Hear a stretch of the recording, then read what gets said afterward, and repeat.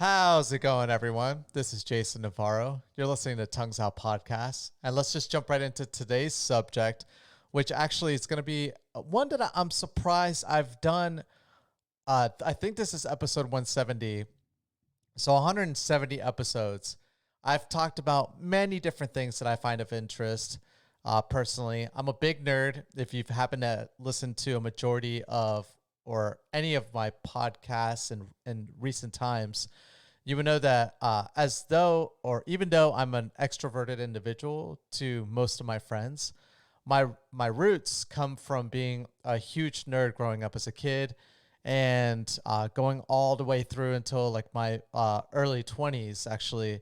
And I'm still a nerd actually to this day. It's a little bit different. Like back then, I was a huge introvert. I mean, not many people heard me talk too much unless you were like close friends of mine, but I never was the type of person that would ever go out of my way to meet strangers.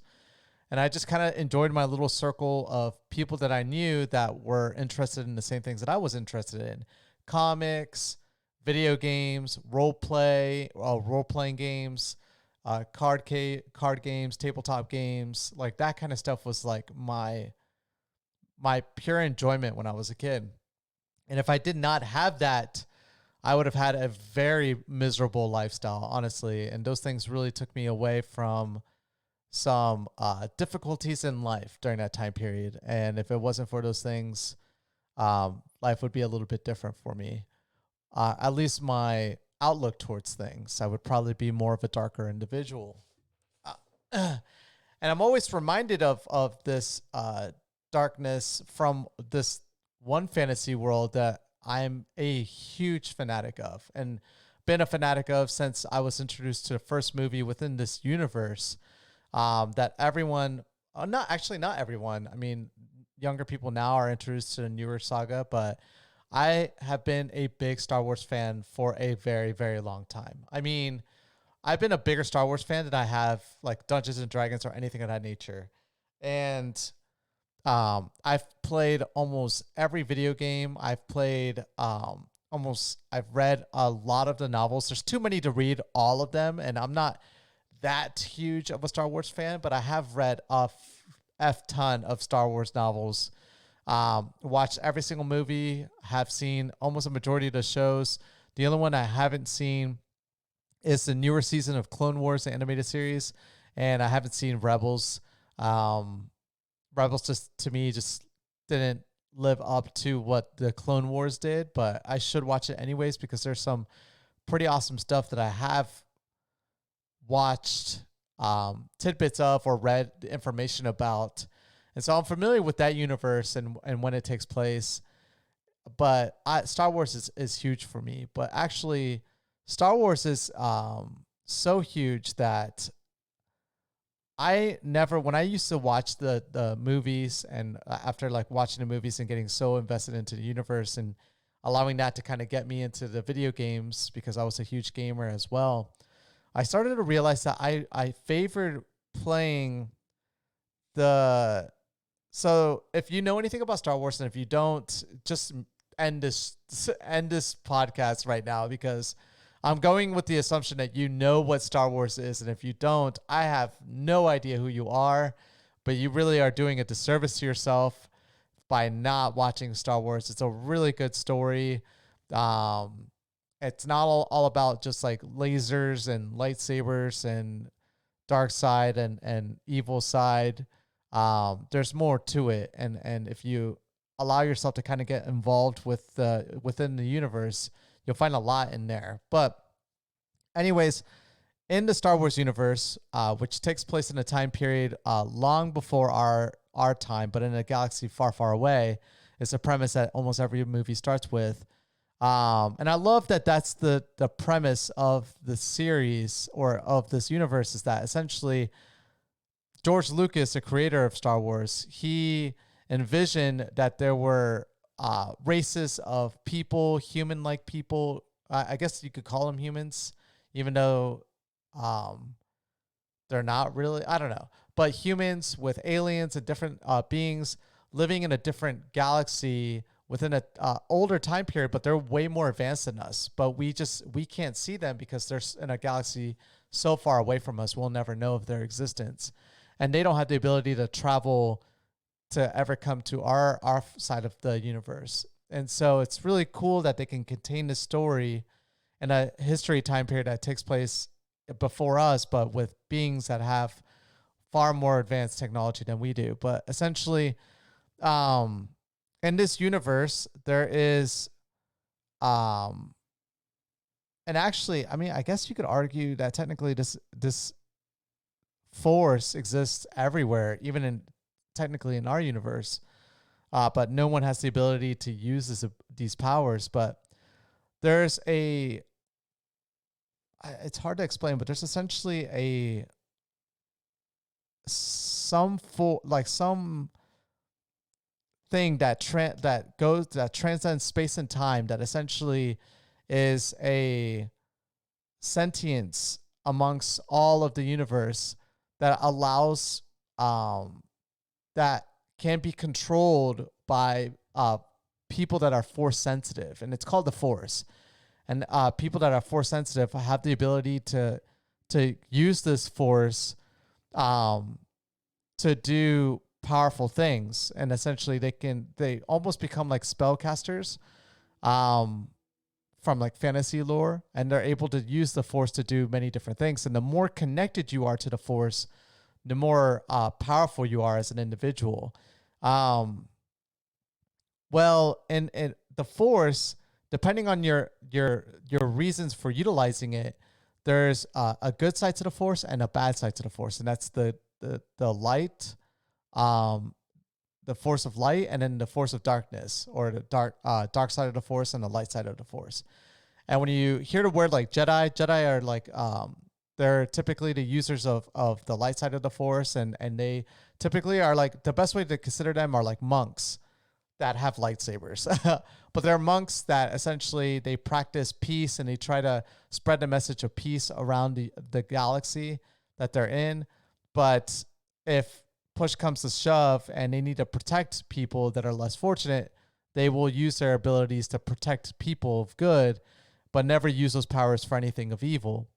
And then there are those that are connected to the force that use it for evil purposes, and you would argue that those people are dark side users. And the reason why I'm talking about this is because when I found that when I played a lot of the Star Wars games that allow you to kind of make a choice between the light side or the dark side, I always chose the dark side. And I know why I did that, because for me, growing up as a kid, I was a very innocent person, and I've done more wrong in my life in the last 10 years that accounted for all the stuff that bad that I could have done when I was prior to being 20 years old, because I was such an innocent person when I was growing up as a kid. I was raised that way. I was raised very sheltered as well. And I was just a too nice of a person. And I still am now. Like I found a balance between kind of taking a lead in my own life, but also not in a sense that I'm going to be really hurting the people or anyone around me to achieve the things that make me happy in life. And I've talked about this plenty of times. My personal mantra is I, just like everyone, is entitled to the things that make them happy in life, but that entitlement and that happiness should never be at the cost of other people as well, or at the cost of hurting people around you, either emotionally or physically or both. But if there's something in life that makes you happy and it doesn't affect other people in a bad way, pursue it. That's something that's good. And more people need to do that. And I feel like if more people did that, more people would be happy. The world would be a lot better. It would be more peaceful. And society would just be in a great position. But I don't know, for some reason that's just too far fetched for a lot of people to comprehend. But when I never wanted to be a light side user when I was growing up as a kid, because like in video games, because I was like, man, that's already what I'm doing right now. I want to like try to see in the lens of of people that are bad. So I want to do bad things in video games. Not because I was a bad person, but more because I was curious about what that entailed and what that meant. And so I would always do these dark things in the Star Wars video games, and they allowed me to be. And then when you start to do these dark things, your character starts to become more powerful in the dark side of the Force. And there's a color representation in the Force, essentially. And the light side, blue, is considered like the color for the light side users, and red is considered a color for dark side users. And so if you see someone that looks like a Jedi but's using a red lightsaber, they're definitely evil, because the crystals that they use within that lightsaber have some embodiment of the Force that they use to create the color in that lightsaber. And so the color does matter to some degree. You can't just use a red lightsaber out of choice. That has like an evil embodiment of the Force within that crystal when you're using that. And so it's also the dark side of the Force. It relies a lot on emotion, like temptation, anger, passion, all of these things that are high level, or anything that's emotional or puts you in an emotional state, leads users to become more powerful in the dark side of the Force. Whereas in the light side, it's more, like I said, like being a monk, almost being at Zen, not being emotionally invested into things, being very analytical. That's the only thing I really do enjoy about the light side users, is that they're very analytical. They process things. They don't allow their emotions to get in the way of things, because they can't. Because if they do, it's kind of like starts getting them into